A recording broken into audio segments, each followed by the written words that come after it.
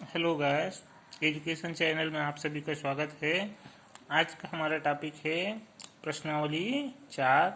इसमें प्रश्न पहला है, निम्न संख्याओं को संख्या रेखा पर निरूपित करके परिणाम बताना। तो जैसे पहला उदाहरण ले लेते हैं। इसमें 2 धन ऋण 4 माने 2 में ऋण 4 को धन माने जोड़ना है। तो इसके लिए क्या करेंगे, हम संख्या रेखा सबसे पहले एक रेखा खींच लेते हैं। उस पर हम संख्याओं को दर्शाने के लिए बीच में जीरो लगाएंगे और एक निश्चित दूरी पर दाईं ओर 1 2 3 4 5 6 इस तरह जितना चाहे अंक लिख सकते हैं। इसी तरह शून्य के बाईं ओर ऋण 1 ऋण 2 ऋण 3 ऋण 4 5 ऋण 6 ऋण 7 इस तरह से डैश डैश करके अंक संख्याएं इधर बाईं ओर लिख देते हैं। अब देखिए, 2 में ऋण 4 को जोड़ने सबसे पहले हम 2 गिनेंगे। 2 कहाँ से गिनेंगे? ये शून्य से। 2 कहा है माने दाईं ओर, तो शून्य से दाईं ओर 2 स्थान, 2 का है तो 2 स्थान जोड़े गिनेंगे कि 1 और 1 2, तो ये शून्य से हम पहुँच गए 2 पर। अब इसके बाद है धन ऋण 4। ऋण माने होता है वापस आना, 4 माने 4 अंक वापस आना है। तो देखो, अभी हम 2 पर पहुँचे थे, यहाँ सब 4 वापस आओगे, 1 2 3 4, और इस प्रकार हम पहुँच गए ऋण 2 पर। अतः 2 धन ऋण 4 बराबर हो गया ऋण 2। एक और उदाहरण ले लेते हैं, दूसरा ऋण 3 धन 5। इसी प्रकार संख्या रेखा जैसे पहले हम बताया वैसे एक संख्या रेखा बनाए हैं। अब इसमें ऋण 3 है। ऋण 3 माने शून्य से, ऋण का है माने ऋण दिशा माने बाईं ओर, 3 का है 3 अंक आएंगे, 3 स्थान आएंगे। देखो, शून्य से 1 स्थान 2 स्थान 3 स्थान, यहाँ ऋण 3 पर पहुंच गए। अब उसके बाद धन 5। धन माने आगे और जाने, 5 माने धनात्मक दिशा में 5 जाने, धनात्मक माने दाईं ओर। तो दाईं ओर अब यहाँ से ऋण 3 से 5 चलोगे, दाईं माने हमारे जीवनी की ओर, तो ये 1 2 3 4 5 इस प्रकार हम पहुँच गए 2 पर। अतः ऋण 3 धन 5 बराबर हो गया 2। एक और उदाहरण ले लेते हैं इसी तरह से, ऋण 6 धन ऋण 3। ऋण 6 माने फिर संख्या रेखा बनाए शून्य से। देखो, ऋण माने ऋण 6 माने ऋणात्मक दिशा में 6 स्थान, तो ये शून्य से ऋण दिशा माने बाईं ओर 6 स्थान चलिए गिनते हैं, 1 2 3 4 5 6, ये ऋण 6 हो गया। अब उसमें जोड़ना है फिर ऋण 3। ऋण 3 माने फिर इसी ऋणात्मक दिशा में 3 स्थान, और ऋण का मतलब होता है ऋण दिशा में चलना है। 3 का है तो 3 स्थान, तो इस ऋण 6 से हम 3 स्थान और चले, 1 2 3, और इस प्रकार पहुंच गए ऋण 9 में। अतः ऋण 6 धन ऋण 3 बराबर हो गया ऋण 9। एक और उदाहरण देख लेते हैं। ये है 6 धन 4 ऋण 2। यहाँ पर 3 ठो संख्याओं को जोड़ा गया। 6 का है भाई, तो फिर वही गिनती हम हमेशा शून्य से शुरू करते हैं। 6 का है माने 6 के आगे ऋण नहीं, माने धन दिशा में चलना है। 6 का है 6 अंक, धन दिशा माने दाईं ओर, तो चलिए चलते हैं 1 2 3 4 5 और ये 6। उसके बाद धन 4। धन 4 माने फिर धनात्मक दिशा में फिर 4 अंक चलना है, 1 2 3 4 इस प्रकार पहुंच गए 10 में। अब उसके बाद ऋण 2। ऋण माने वापस आना है, 2 माने 2 स्थान। अब 10 में से 2 स्थान वापस आओ, 1 और 1 2, तो इस प्रकार पहुंच गए हम 8 में। अर्थात 6 धन 4 बराबर हो गया ऋण 6 धन 4 धन ऋण 2 बराबर हो गया 8। तो संख्या रेखा में इस प्रकार से संख्याओं को दर्शाना है। दूसरा है हमारा योगफल ज्ञात करना। तो संख्याओं का योगफल कैसे ज्ञात करते हैं, तो इसके लिए ये जो 2 टिपे हैं वो आपको हमेशा याद रखना है। पहला टिप है धन और धन या ऋण और ऋण चिन्ह वाली संख्या हमेशा जुड़ती है, अर्थात सजाती राशि हमेशा जुड़ती है। ये पहली। और उत्तर के जो संख्या होगा, उत्तर वाली जो संख्या, उसमें इन दोनों में भी जो चिन्ह है वही चिन्ह उत्तर वाली संख्या में भी लगेगा। तो ये तो समान चिन्ह है तब है, लेकिन मान लीजिए इसमें के चिन्ह समान नहीं है, अलग अलग है। अलग अलग माने एक में धन दूसरे में ऋण, जैसे पहले में धन दूसरे में ऋण, या पहले में ऋण दूसरे में धन है, तब ये संख्या फिर जुड़ेंगे नहीं, घटेंगे। और उत्तर वाली संख्या के आगे ये जो जुड़ रहे हैं संख्या, उसमें से जो बड़ी उसके आगे वाला जो चिन्ह है वो उत्तर वाली संख्या के आगे लगता है। तो ये 2 चीज़ें आपको योगफल के लिए याद रखने हैं, जोड़ने घटाने के लिए। चलिए इसको एक उदाहरण से समझ लेते हैं। यहाँ पर मैंने 3 उदाहरण लिए हैं। पहला उदाहरण देखिए, 1531 धन ऋण 503। अब देखिए 1531 धन मैंने इसमें जोड़ना है ऋण 503 को। तो चलिए भाई देखो, ये ऋण के आगे धन है, ऋण के आगे धन है, तो ये ऋण का चिन्ह जो है वो नहीं बदलता। लेकिन अगर ऋण के आगे और ऋण हो जाता तब ये ऋण चिन्ह बदल के धन हो जाते हैं, याद रखिए। तो ये धन है, तो ये वाला ऋण जो है 500 आगे, 3 के आगे जो ऋण है वो आपका नहीं बदलेगा। तो इस प्रकार हो गया 1531 ऋण 503, माने 1531 में 503 को घटाएंगे तो आएगा इस प्रकार से 1028। दूसरा उदाहरण ले लेते हैं, ऋण 55 धन ऋण 211, माने ऋण 55 में हमको जोड़ना है ऋण 211 को। तो फिर वही तरीका देखो, ये ऋण के आगे धन है, ऋण के आगे धन है तो ये चिन्ह नहीं बदलेंगे, माने ये ऋण है 211 जो है वो ऋण 211 ही रहेगा। तो ये ऋण 55 ऋण 211। अब देखिए, मैंने अभी टिप नंबर पहला में बताया कि यदि दोनों में समान चिन्ह हो, समान माने दोनों में ऋण हो या दोनों में धन हो, तो हमेशा जुड़ते हैं। तो ये देखो, दोनों में 55 के आगे भी ऋण है, 211 के आगे भी ऋण है, तो ये दोनों संख्या जुड़ के 266। और ये दोनों में जो चिन्ह होते हैं वही चिन्ह उत्तर के पहले भी लगता है। चौथा पॉइंट देखो, ऋण 18 धन 172।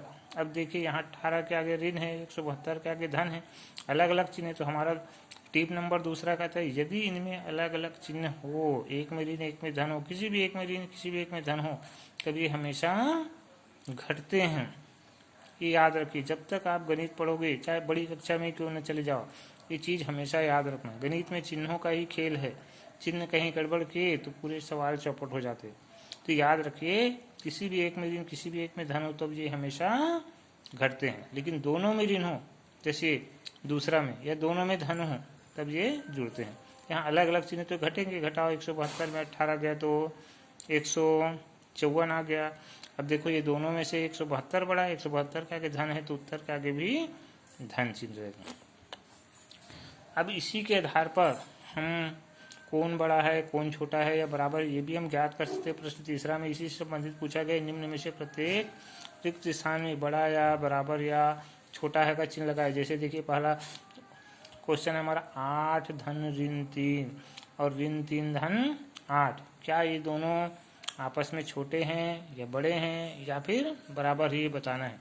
तो चलिए हल करके देखते हैं। 8 धन ऋण 3, माने 8 में ऋण 3 को जोड़ना है, तो इसके पहले हम जोड़ना सीखें। देखो, ऋण के आगे धन है, ये चिन्ह नहीं बदलता, माने ये हो जाएगा 8 ऋण 3 है तो ऋण 3 रहेगा, और 8 ऋण 3 माने 8 में 3 घटाएंगे तो आ गया 5। इधर देखो, ऋण 3 धन 8 है। अब देखिए, अलग अलग चिन्ह है। अभी एग्जाम्पल देखें, ऋण 18 धन 172 में जब भी अलग अलग चिन्ह हो तो ये हमेशा घटते हैं। तो 8 में 3 गया तो आ गया 5, इसमें बड़ा अंक 8 है, 8 के आगे धन है तो ये आएगा धन 5। धन 5 माने जिसको हम केवल 5 लिख सकते हैं। तो देखो, खाली स्थान की इधर हल किए तो आया 5, उस पार हल किए तो भी आया 5, माने दोनों से मान बराबर आ गए, माने ये दोनों बराबर है, तो हम बीच में डाल देंगे बराबर है बच्चे।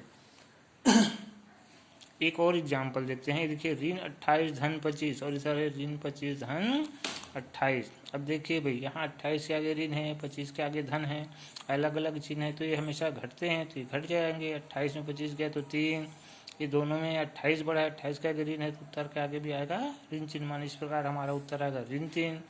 इधर भी देखो, अलग अलग चिन्ह है, एक में ऋण एक में धन है, अलग अलग है, फिर ये घटेंगे। 28 में 25 गया तो 3, और यहाँ 28 बड़ा है, 28 का भी इधर धन है तो यहाँ धन चिन्ह आएगा, और इधर ऋण था तो ऋण 3 आया। तब देखो, ऋण 3 और धन 3 मान अलग अलग है, मान ये बराबर नहीं है, तो या तो छोटा होंगे या बड़ा। तो देखो, यहाँ पर ऋण 3 जो है, इस 3 से मैं इसको संख्या रेखा से बता रहा हूँ। ये देखिए, यहाँ पर लिख दिया 0 1 2 3, इस तरह से। इधर लिख दिया ऋण 1 ऋण 2 ऋण 3। अब देखो, ऋण 3 ये है, धन 3 ये है भाई। तो ये देखो, ये दोनों के मान बराबर नहीं है, बल्कि ये जो ऋण 3 है ये छोटा है। बाईं ओर, बाईं माने डेरी हाथ की ओर की संख्या हमेशा छोटी होती, तो फिर ऋण 3 जो है वो छोटा है। तो इस प्रकार से हमको छोटा है बड़ा है या बराबर ये हल करके समझना है और फिर लिखना है। अगला है हमारा गुणनफल। अभी हमने योगफल सीखे, अब गुणनफल। तो जैसे योगफल के लिए 2 टिप थे, उसी प्रकार गुणनफल के लिए भी 2 ठो टिप हैं। पहला टिप है धन और धन का गुना या ऋण और ऋण का गुना हमेशा धन होते। दोनों धन धन है या दोनों ऋण ऋण है तो उसका गुना हमेशा धन होगा। लेकिन यदि एक इनमें से धन और एक ऋण है, जैसे पहला धन है दूसरा ऋण, या पहला ऋण है दूसरा धन, तब हमेशा गुणनफल ऋण होता है। जैसे उदाहरण से देखते हैं, देखिए ये धन 2 गुणित 3 गुणित धन 5। अब सबसे पहले हम चिन्हों का ही गुना करते हैं, संख्याओं का बात नहीं करते हैं। यहाँ देखो 2 के आगे धन है, 3 के आगे कोई चिन्ह माने धन है, 5 के आगे भी धन है, तो ये चिन्हों का पहले गुना करेंगे। और संख्या ये जो है 2 3 5 इनका एक संग। अब देखिए हमारा टिप पहला क्या कहते हैं, यदि समान चिन्ह हो, समान माने दोनों धन धन हो या दोनों ऋण ऋण हो, तो उसका गुना हमेशा धन होते हैं। दोनों धन है तो इसका गुना धन होगा। और ये संख्याओं का गुना हो गया 30, और ये धन और है। फिर ये धन और धन का, ये देखो ये दोनों से धन आया और ये धन का गुना और है, तो फिर 2 बार धन आ गया, तो धन और धन का गुना होता है धन। 30 है तो 30। अब सामने अगर धन का चिन्ह है तो उसको लिखना जरूरी नहीं रहता, वो छुपा रहता है। इस प्रकार से हमारा उत्तर हो गया 30। एक और एग्जाम्पल लेते हैं दूसरा। देखो 3 गुणित ऋण 5 गुणित ऋण 6। फिर वही चिन्हों का गुना करेंगे। देखो 3 के आगे कोई चिन्ह माने धन है, किसी भी संख्या के आगे कोई चिन्ह माने हमेशा धन का चिन्ह होती है। तो 3 के आगे कोई चिन्ह माने धन है, 5 के आगे ऋण है, 6 के आगे ऋण है, और फिर ये संख्या 3 5 और 6 का एक साथ गुना कर दिए। तो चलिए पहले चिन्हों का गुना करते हैं। ये धन और ऋण का गुना हमारा टिप नंबर दूसरा कहता है धन और ऋण का गुना माने अलग अलग चिन्ह, इसका गुना हमेशा ऋण होता है। तो ये वाला ऋण हो गया, ये ऋण गुना और बचा है, और ये 3 गुणित 5 गुणित 6 हो गया 90। ये फिर अब ऋण और ऋण का, ये दोनों से आया ऋण, ये ऋण, और तो ये ऋण और ऋण का गुना धन। टिप नंबर 1 से दोनों ऋण ऋण है तो उसका गुना धन होता है, तो धन 90। धन 90 माने 90। तो इस प्रकार से हमको गुना करना है। एक एग्जाम्पल और देख लेते हैं। ऋण 4 गुणित 3 गुणित ऋण 2। तो फिर वही चिन्हों का गुना करेंगे। देखो 4 के आगे ऋण, 3 के आगे कुछ नहीं माने धन, 2 के आगे है ऋण, इनका एक साथ गुना कर दिए। फिर 4 3 और 2 का एक साथ गुना कर दिए। चलिए गुना करते हैं। देखो ऋण और धन का गुना टिप नंबर 2 से, ये अलग अलग चिन्ह तो इसका गुना हमेशा ऋण होता है, और ये ऋण और है। और इनका 4 गुणित 3 गुणित 2 होता है 24, 4 3 12 दूनी 24। चलिए अब ये देखो ये 2 बार ऋण हो गया, तो ऋण और ऋण का गुना होता है धन। शर्त पहला से, टिप पहला हमारा कहते हैं दोनों ऋण ऋण है तो उसका गुना धन होता है, और ये 24 है तो 24, तो धन 24 माने 24। तो इस प्रकार से गुना किया जाता है। अब इन्हीं के आधार पर हमको प्रश्न 5वां जो है रिक्त स्थान की पूर्ति करना है। जैसे पहला ही देखिए 2 गुणित 5 और ऋण 3 गुणित 5। क्या ये दोनों छोटा है या बड़ा है या बराबर ही पहचानना है। जिसके लिए सबसे पहले हमको इसको हल करना पड़ेगा। देखो 2 गुणित 5 माने 2 और 5 का गुना करना है, तो पहले चिन्हों का गुना करते हैं। 2 के आगे कोई चिन्ह माने धन है, 5 के आगे भी कोई चिन्ह माने धन है, और धन का गुना हमेशा धन होता है, तो धन लिख दिए। और संख्या 2 और 5 का कर दिए, 2 पंचे 10। इस प्रकार से आ गया धन 10। इधर ऋण 3 गुणित ऋण 5 में देखो 3 के आगे ऋण है, 5 के आगे कोई चिन्ह माने धन है, ऋण और धन का गुना ऋण होता है टिप नंबर 2 से। और ये संख्या से कर दिए 3 पंचे 15। तो यहाँ से आया ऋण 15, यहाँ से आ गया धन 10। अब बताओ ये दोनों संख्या बराबर है क्या? बराबर नहीं है ना, तो बराबर नहीं छोटा बड़ा होगा। तो यहाँ पर देखिए ये धन 10 है और ये ऋणात्मक है भी। धनात्मक संख्या हमेशा बड़ी होती है, क्योंकि उसको हम संख्या रेखा में दाईं ओर लिखते हैं, और दाईं ओर की संख्या हमेशा बड़ी होती है। तो इस प्रकार से धन 10 जो है बड़ा है, तो यहाँ बड़ा है का निशान लगा दिए। एक एग्जाम्पल और देखते हैं। दूसरा ये दिया है 2 गुणित ऋण 4 गुणित ऋण 3, खाली स्थान 8 गुणित 3। तो चलिए खाली स्थान के बाईं ओर का हिस्सा पहले हल करते हैं। तो इसके लिए देखो 2 के आगे कोई चिन्ह माने धन है, 4 के आगे ऋण है, 3 के आगे भी ऋण है, तो ये चिन्हों का गुना पहले करें। धन गुणित ऋण, और संख्या का इधर 2 गुणित 4 गुणित 3। चलिए धन और ऋण का गुना होता है ऋण शर्त 2 के अनुसार, और ये ऋण और है तो ऋण और ऋण का गुना हो गया धन। संख्या का इधर कर दिए, 2 चौक 8 दिया 24। तो इस प्रकार है हमारा धन 24। धन 24 माने 24। धन चिन्ह को सामान्यतः कोई भी एक संख्या तो उसके सामने लिखने की आवश्यकता नहीं होती। तो ये खाली स्थान की बाईं ओर का हिस्सा होगा। जिस दाईं ओर दिया है 8 गुणित 3 और 8 दिया होता है 24। तो देखो खाली स्थान के बाईं ओर भी आया उत्तर 24, दाईं ओर भी आया है 24, दोनों ओर से मान बराबर आया, माने ये खाली स्थान में लिखना हमको बराबर कर दिए। अब देखिए प्रश्न है छठवां ये करे, दो पूर्णांकों का योग 69 है, यदि उनमें से एक पूर्णांक 56 है तो दूसरा पूर्णांक बताइए करे। अच्छा भाई, दो ठो पूर्णांक करे प्रश्नानुसार, माने प्रश्न कर, हमारा प्रश्न कहते दो ठो पूर्णांक है, एक पूर्णांक और दूसरा पूर्णांक, इन दोनों का योग, योग माने इसको जोड़ना, ये 69 है, 69 है माने 69 के बराबर है। यह इस प्रकार से जमा देना।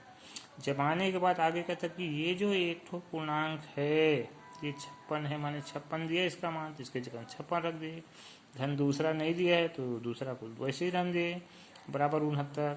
अब हमको दूसरा पूर्णांक निकालना है, तो 56 को देखो बराबर किस पार है, उस 56 को उस पार ले जाएंगे, क्योंकि हमको दूसरा निकालना है, माने दूसरा पूर्णांक बस रहना चाहिए, तो 56 को उस पार ले गए, माने पक्षांतर कर दिया। और जब भी हम पक्षांतर करते हैं, पक्षांतर माने एक पक्ष की राशि को हम दूसरे पक्ष में लेके जाते हैं तो उसके सामने का चिन्ह बदल जाता है। यहाँ पर देखिए 56 है, इसके आगे कोई चिन्ह माने धन है, कोई चिन्ह नहीं रहता माने धन होता है, तो दूसरी ओर जाकर के क्या ऋण। इस प्रकार दूसरा पूर्णांक बराबर हो गया 69 ऋण 56, माने 69 में अब 56 को घटाना है, तो इस प्रकार आ गया हमारा उत्तर 13। प्रश्न 8, इस प्रकार हमने देखो योग करना भी सीख लिए, गुना करना भी सीख लिए, अंतर भी सीख लिए। अब हमारा है भाग। भाग में कैसे करते हैं देखिए, जैसे पहला प्रश्न है 30 भागे 2, माने 30 को 2 से भाग देना है। तो पहली अंक को देखते हैं, पहला अंक इधर 3 है, 3 2 से बड़ा है माने भाग जाएगा, एक बार जाएगा, पूरा भाग भले नहीं जाएगा लेकिन भाग जाएगा, तो एक बार जाएगा तो 1 लिखा, 2 एकम 2, 3 में 2 घटा दिया तो 1 बचा, शून्य को उतार दिए, हो गया 10। अब 2 से ये जाएगा 5 बार, 2 पंचे 10, 10 में 10 घटा दिए। इसी प्रकार दूसरा है 40 भागित ऋण 4, माने 40 को ऋण 4 से भाग देना है। अच्छा भाई, अब देखो ये ऋण है और यहाँ 40 के आगे ऋण नहीं है, तो यहाँ पर 40 के आगे ऋण है और ये जिससे भाग दे रहे वो ऋण है, तो यहाँ पर ऋणात्मक आना चाहिए। यहाँ ऋण नहीं है और ये इसमें ऋण है। देखो ये दोनों में से कोई भी एक में ऋण है तो आपको पहले यहाँ पर ऋण लिख देना है। तो यहाँ पर देखिए दोनों में से एक में ऋण है, तो यहाँ पर हमने ऋण लिख दिए। ऋण लिखने के बाद अब भाग देंगे। देखो ये 4 है, अब 4 से भाग दोगे 40 को, तो 40 में पहला अंक है 4, 4 को 4 से भाग देंगे तो एक बार, 4 में 4 घटाए कट गया, अब शून्य को उतार दिया, शून्य बार जाएगा, 4 शून्य शून्य। तीसरा उदाहरण ऐसे ऋण 48 भागित 12, माने ऋण 48 को 12 से भाग देना है। फिर वैसे देखो ये दोनों में से एक में ऋण है, 48 में यहाँ पर ऋण है। जब भी दो में से एक में ऋण है तब यहाँ पर उत्तर में पहले ऋण डाल देना है, ऋण डाल दिए। अब उसके बाद भाग दो, फिर 12 पहाड़ा पड़ोगे, 12 चौक 48 होते थे, 12 चौक 48, 48 में 48 घटा दिए तो शून्य। तो इस प्रकार से हमको भाग देना है। अब देखिए प्रश्न 10वां, नीचे दी गई संख्याओं का योज्य प्रतिलोम ज्ञात कीजिए। योज्य प्रतिलोम क्या है? योग माने होता है जोड़ना। तो योज्य प्रतिलोम निकालने के लिए उस संख्या के सामने के चिन्ह को बदल के लिख देते हैं। सामने के चिन्ह माने धन है उसको ऋण, और ऋण है तो उसको धन। गुना को भाग ऐसे नहीं करेंगे, केवल धन को ऋण और ऋण को धन करके लिखते हैं।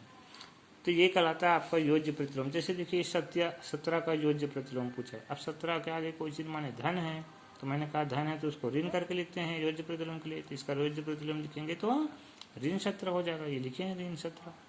ये ऋण 23 है, ऋण है तो वो धन करके लिखना है, तो ऋण 23 हो जाएगा। ऐसे धन 23, ये धन 23, धन 23 माने 23। ये सामने धन चिन्ह को लिखना जरूरी नहीं। तो इस प्रकार से हम योज्य प्रतिलोम निकालते हैं। प्रश्न 11 ऐसी पूछे, रिक्त स्थानों की पूर्ति कीजिए। अब रिक्त स्थान की पूर्ति करना है, तो यहाँ पर देखिए उत्तर में शून्य है। शून्य कब आता है? जब किसी संख्या में उसका योज्य प्रतिलोम जोड़ दिया जाता है तो उसका मान शून्य हो जाता है। जैसे देखिए पहला ये है ऋण 18। अब ऋण 18 में हम क्या जोड़ें? तो ऋण 18 का योज्य प्रतिलोम, अभी योज्य प्रतिलोम निकालना हम प्रश्न 10वां में सीखें। ये योज्य प्रतिलोम निकालते हैं तो ऋण का उल्टा धन होता है, तो ऋण 18 है तो उसके जगह में धन 18 को जोड़ देंगे तो शून्य हो जाएगा। दूसरा ऐसी 26 में है, 26 में के आगे कोई चिन्ह माने धन है तो इसका उल्टा ऋण 26 हो जाएगा, तो ऋण 26 को जोड़ेंगे तब इसका मान 0 हो जाएगा। तो इस प्रकार से किसी भी संख्या में उसके योज्य प्रतिलोम को जोड़ने पर उसका मान 0 आता है। तो इस प्रकार से आपको प्रश्नावली 4 हल करना है। आशा करता हूँ कि वीडियो आप सबको पसंद आया होगा। आप लोग इसे लाइक, सब्सक्राइब एवं शेयर जरूर करिए। कुछ करे या ना करे, शेयर जरूर करो, ताकि अन्य जो बच्चे हैं उनको जब भी मोबाइल मिले, उसके माँ बाप जब भी उसको मोबाइल दें, सुबह शाम दोपहर जब भी खाली समय दे, तो अपना होमवर्क पूरा कर सके। इसलिए बेटा आप लोग इसको जितना हो सके ज़्यादा से ज़्यादा अन्य बच्चों को शेयर करो और उनको समझाओ कि जब भी आपको खाली समय मिलते हैं आप इस वीडियो का उपयोग अपनी पढ़ाई के लिए करें। बहुत बहुत धन्यवाद।